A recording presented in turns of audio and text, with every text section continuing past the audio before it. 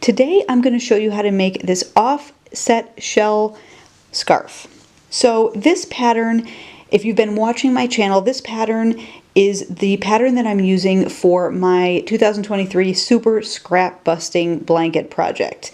And a lot of people were asking what the multiple was because they wanted to either make a smaller blanket or a larger blanket or even a scarf like this. So I decided to put together a quick little scarf tutorial using that same pattern. So the pattern multiple for this is going to be 5 plus 4. And I will go into detail on that through the tutorial. So I love how this yarn worked together with this stitch. You can see it's a nice open stitch and it's super easy and it's very repetitive. So if this is a perfect project to do if you're just sitting in front of the TV or listening to a podcast or talking to friends or whatever it is you're doing, you don't have to pay super close attention. It's the same pattern back and forth, back and forth, back and forth for as long as you want to go. So I just used one cake of the Mandala by Lion brand and I got a very nice size scarf. It is 13 inches across and 56 inches long. So it's a perfect little accent scarf. It's a really simple stitch. It works up really quickly. I think you're really going to like this one. For this project, I am using the Lion brand Mandala yarn. This colorway is called Thunderbird.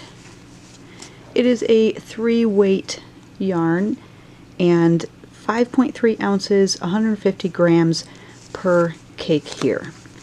I am going to be using a 5mm crochet hook. You'll also need a yarn needle and scissors to weave in and cut those ends off. To start, we want a multiple of 5 plus 4. So I'm going to start with a slip knot on my hook and I'm going to chain 5, 5, 5, 5, 5 for as many chains as I need to get that width of my scarf. Once you have that multiple of 5, chain an additional 4. I went ahead and chained 45 for my foundation chain row. I'm going to add my 4, so our multiple is 5 plus 4. Once you have your multiple of 5 plus 4, we're going to work back into the 6th chain from the hook. And we're going to work a shell into that 6th chain from hook. A shell in this pattern is 4 double crochets, chain 3, and 1 double crochet all into the same stitch. So I'm going to find my 6th chain from the hook.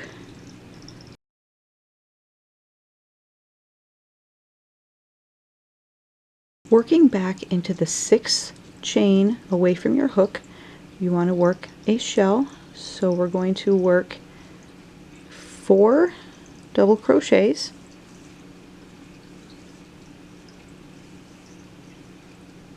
all into that same chain.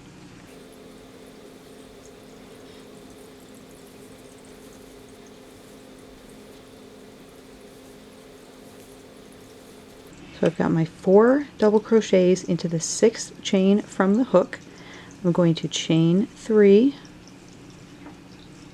and I'm going to work 1 more double crochet right back into that same stitch that we just worked our 4 double crochets into. And that's your shell right there. We're going to skip the next 4 stitches and into that next stitch. So you skip 4, work into the next, we're going to work another shell. So we want 4 double crochets all into that same stitch.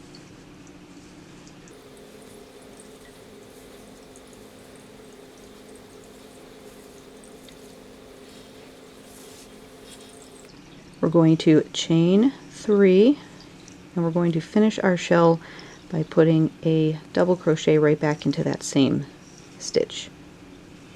And that's your shell pattern. So you're going to skip 4, work a shell in the next, skip 4, work a shell in the next.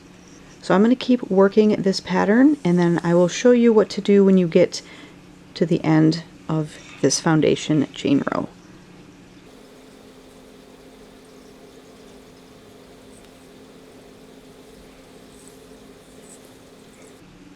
So I'm just working my last shell. You should have 3 stitches left after you work that last shell closest to the end. 3 stitches left. Put a double crochet into that very last chain on the end, and you have finished your first row. And this row is, of course, the most difficult. I always find these first rows working from the foundation chain are the most difficult because you've really got to count your stitches, and it's really easy to miscount, especially with a shell stitch like this. When you work a large shell into those chains, they kind of hide that next chain over. They're really easy to miss. We're going to chain 3, turn our work, and this is the fun part. All we're going to do is work those shells into the chain 3 spaces all the way across. So we're going to work 4 double crochets into that chain 3 space from the previous row.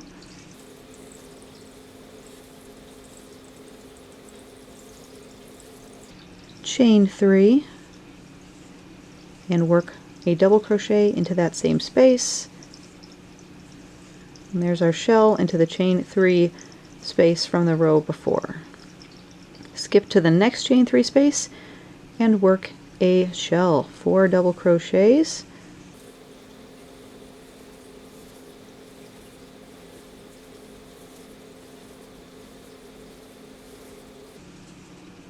Chain 3 and a double crochet into that space. And that's it. That is the pattern all the way up the scarf. You're always going to be working these large shells into the chain 3 spaces from the previous row. When you get to the end, you want to work your 1 double crochet into that chaining, that turning chain, or the top of your chain 3. So I'm going to work this row all the way over, and then I will show you the end of each row, and that is it. This pattern is so easy, works up really quickly, and you have a nice lacy shell pattern for your scarf.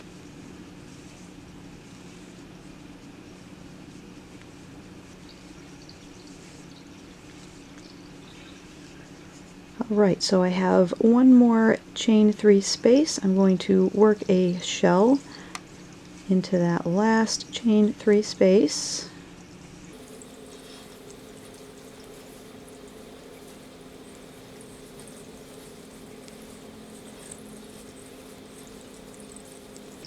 And there's my last double crochet. When you get to this point, you've got this little chain 3 space. You want to find the very top of that chain 3 and just work a double crochet right into that top stitch, and that will keep your work sort of on a, an L, going straight up and not kind of veering off to the side. Look how neat that pattern is.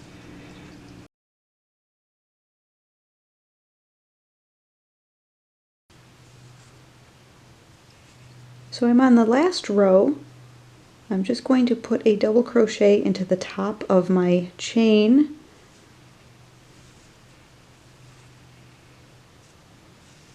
And because we already created these little scallops, a border is not necessary.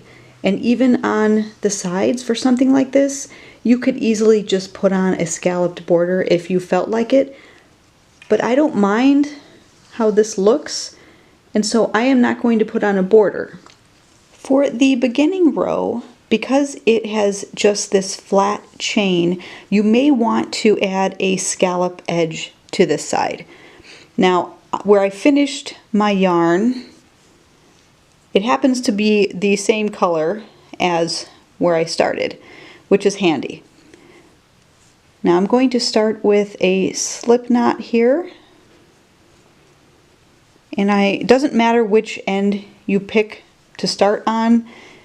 I'm just going to start on this end. You've got your little chain space here. Put your hook in, grab that working yarn. I'm going to try to work over some of my tails here, and just slip stitch into that space. Once you have your slip stitch into that first space, we're going to chain 3, and we're going to work as if we were working a regular row. So I chained 3, and you can see you have these spaces where your shells, where you started your shells. Ignore these chain spaces here and just work into the spaces that have the shells.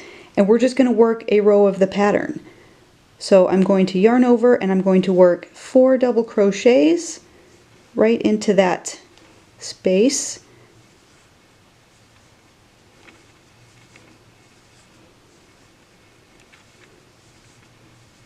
I'm going to chain 3, and I'm going to work 1 more double crochet right into that same space.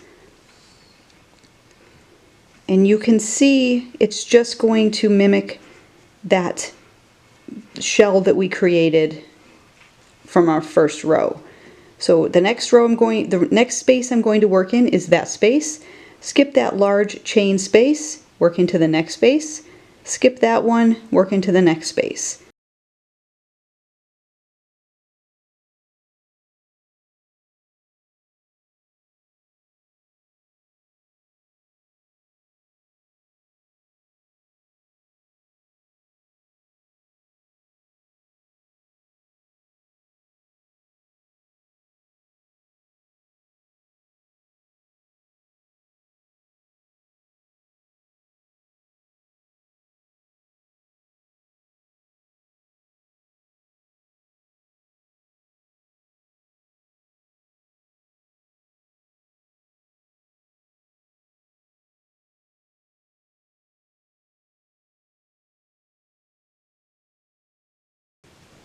When you get to the end, put a double crochet into the very first stitch over here. So what would be the top of like your turning chain.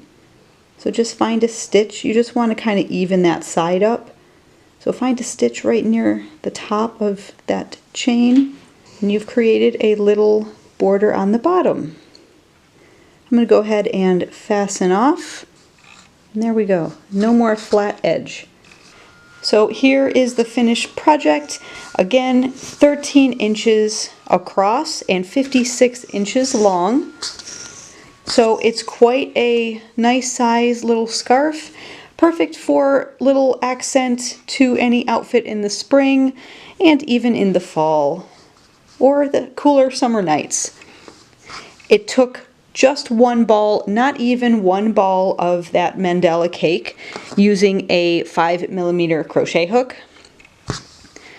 It's really light, it's soft, it's fluffy, and the colors are really, really nice together. I have not found a colorway in that Lion Brand Mandela that I don't like. Thanks for watching, everyone. Have a wonderful week. Until next time, happy crocheting!